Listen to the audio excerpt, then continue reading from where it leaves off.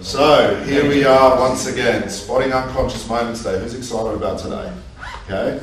Today is where we learn how to do this freestyle. Today is where you're actually going to learn what is conversational hypnosis.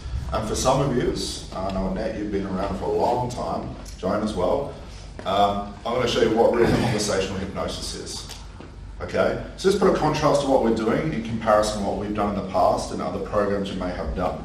The word conversational hypnosis gets thrown around a lot, but also at the same time with conversational hypnosis, there tends to be a structure that you're given and say, follow this. Okay, who here has ever talked to somebody before? Who has ever talked to a friend before? Who's ever had maybe a deep and meaningful conversation with somebody before? Who's cracked a joke with somebody before? Who's gone shopping with somebody before and you learn about their likes and dislikes and this and that? Did you structure that conversation? No. So why do we do it with therapy? I'm not sure. Okay? So our goal with conversational hypnosis is this. And I'm going to present this question to you. Everyone's heard of language patterns before. Everyone's heard of therapy, structure, strategies. You guys have learned plenty from us.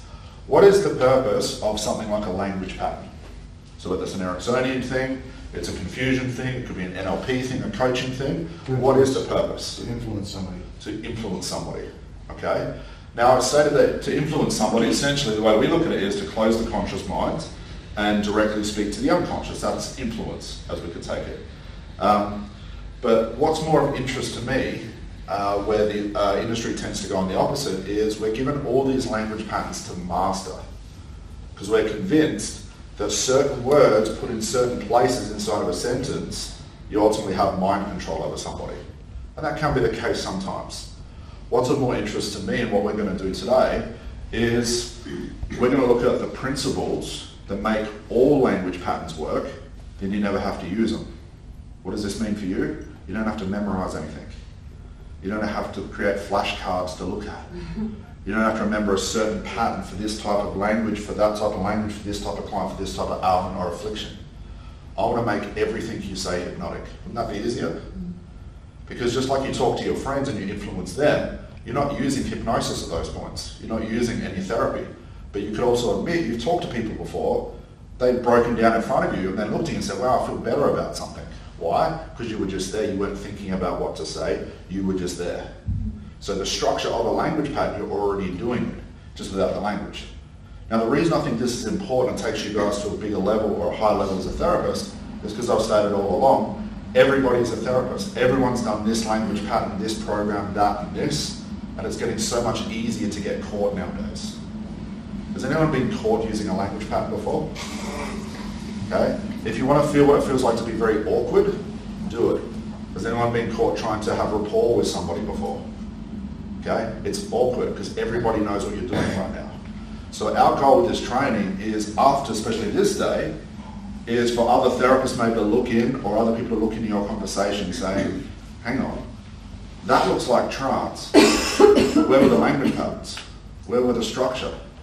Where was everything that I normally do? Why did you guys get the same results but without anything? That's real conversational hypnosis. Okay? And what this means, it allows you to start to become a hypnotist and stop using this structured, awkward, mechanical approach. Okay? There's nothing worse than a therapist being really, really mechanical, and you can tell when they switch from normal human being into therapy human being. I don't want there to be a distinction. I want it to just become it so everything you say can influence people. Okay? So I saw a post recently, actually just yesterday, on Facebook, a post about the secret language patterns of conversational hypnosis. Sounds nice. There's nothing secret about it, because I want you guys after this to never have to worry about using any of that stuff again, and you just say anything that influences people. Right? What's the purpose of learning how to speak again as a therapist if you've been speaking your whole life? Right? No point. Why learn all this hypnotic language if there's only a couple of principles that govern everything?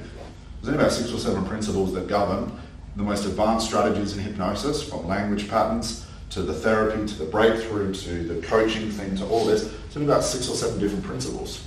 So why not just learn those instead? Make sense? And believe it or not, they're as basic as they come. But as therapists, what we try and do is try and sound all mysterious and hypnotic and look in people's eyes and say all this wonderful stuff, but we forget to actually do something with it, okay? From this day forward, I want you to keep in the back of your mind, language patterns, techniques, strategies, methods, whatever you want to call them, they do not heal people. The only thing that heals people is trance. So why not just get them there and shut up? That's the premise of today. And all we have to do is pinpoint certain principles, apply them at certain times, and you get the same results as a therapist putting on all this fancy language and techniques. Doesn't that make it easier? Today's about being lazy. I'm going to show you how lazy you can be. Okay? So in order to do this, what I would like you guys to do is, who brought their notepads and pens with them? Please put them to the side, because you will not need them. Okay? So make sure you do that now for me. Okay? Push them to the side. I don't want to see them. Get rid of it, Joan. No notes today. Okay? What we'll do as well, I'm going to ask for 2 people to come up the front. We're not going to start off with a big fancy demo, but we need to start somewhere. My goal today is to fix up the little issues you guys are having along the way. So instead of giving you a full technique, we'll start somewhere, pinpoint where the questions are, where you guys say, well, what do I do with this, or how do I treat this? And then we're going to have that as a demo. Does that make sense? Okay? And I don't know what I'm going to teach you until we've taught you, because that's the spirit of conversational hypnosis.